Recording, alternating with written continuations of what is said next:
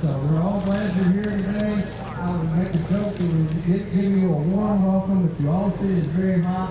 And in all seriousness, I hope you'll all keep drinking water today, stay hydrated, and get it out of the sun, cool off to the roundhouse frequently there. It is pretty hot today. We're all glad you're here.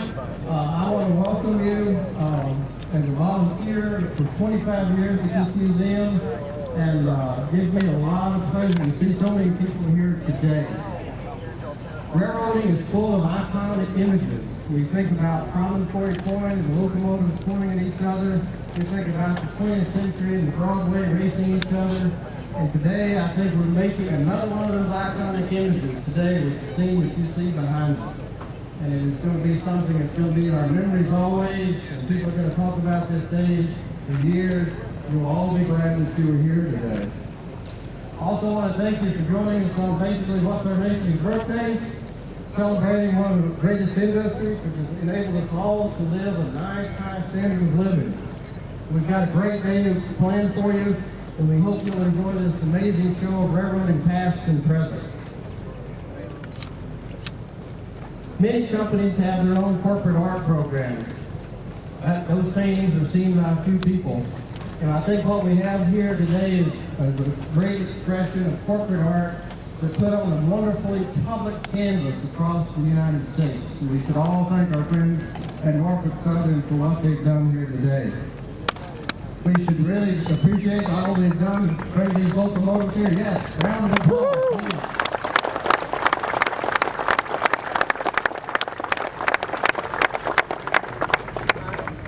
So many people have labored so hard to put this program together, and so many people have done such a wonderful job to bring them here today for your enjoyment.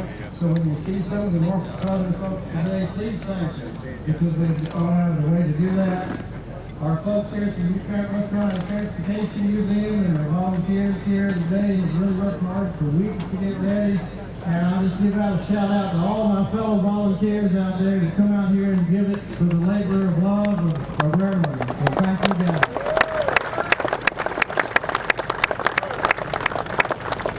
We have got just a few speakers, folks I think you'll enjoy hearing from. We're going to do a quick briefing about the rest of the day's events at the end of this, and then also just a quick safety message. So please stick around. But we're very glad that you're all here today.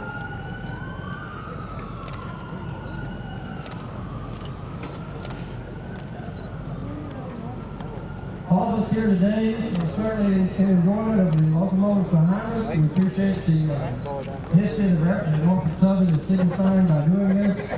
And our next speaker, we want to thank profusely for his appreciation of railroad history and such wonderful courage in authorizing such a bold expression of corporate pride.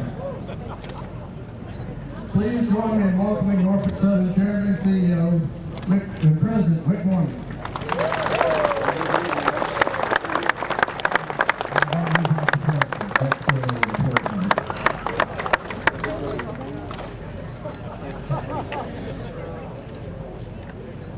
How are you, buddy? Everything's good? You're looking good. Are you going to take a picture with me here? All right. Okay. Thank you, Brandon. It's a pleasure to be here in the heat. If I'd really been thinking I would have shorts like some of the folks in the crowd. But it is a spectacular sight, isn't it? A lot of folks will be watching fireworks tomorrow. This is as good-looking a sight as I can imagine. It's better than any fireworks that I've ever seen. I'll be fairly brief. There are a lot of folks that I'd like to thank who have made all of this possible. I'll give you just a moment of the background of this. Ever since I became CEO, I have been getting regular letters from a lot of correspondents, primarily saying, bring back the STEAM program, and when are you going to paint a few heritage units? My work is now done.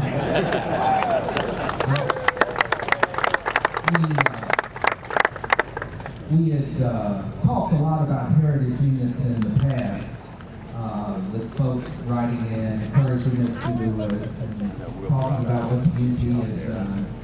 But what put it over the top was our friend Hank Fletcher here, who wrote a wonderful letter several months ago to me and sent pictures of what they would look like and said, why don't you do this for your June 30th, the 30th anniversary of Norfolk Southern? And that came in. I was in a good mood that day and thought, that's a really, really great idea.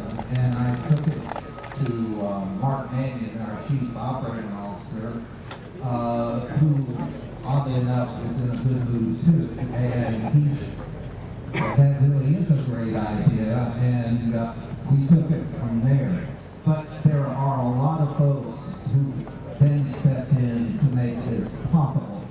One person who had a somewhat unique role, who I could recognize, is Bill Schaefer, who was with Norfolk Southern, recently retired, whom I'm sure some of you know. Bill is floating around here somewhere.